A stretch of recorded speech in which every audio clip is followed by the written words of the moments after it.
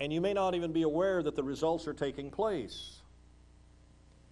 My son David had a little shoe shop up here in Everett for several years.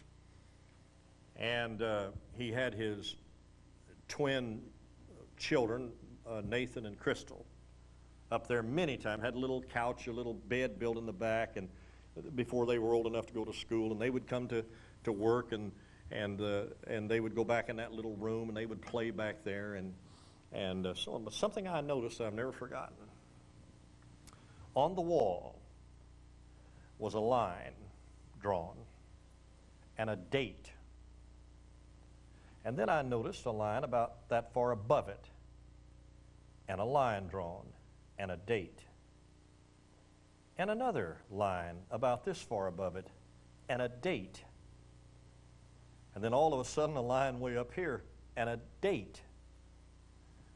Well, I knew what they were by the time they got that high, because I was up there many times. But you know what they were doing? Nathan and Krystal would back up to the wall, and one of them would take a ruler and lay on his head, lay on the other one's head, and take a pencil and draw a line to show how tall they were. And one column here had Nathan, the other column had Krystal. And it was to show, what it was doing was showing their growth. Now he is over 6 foot tall. He'll come up to me, you know, his voice has changed now. He doesn't sound like a girl. And he'll come up to me, you know, and, how you doing, Grandpa? You know, look down at me. I said, I'm doing okay. I can still whip you, though. They drew those lines. They could see how they're growing. How you growing? How you doing? Are you any taller spiritually than you were a year ago? Are you shrinking? People, when they get sick, you know, they can't stand up straight. They're stooped, you know, old age perhaps. But we ought to be making some progress.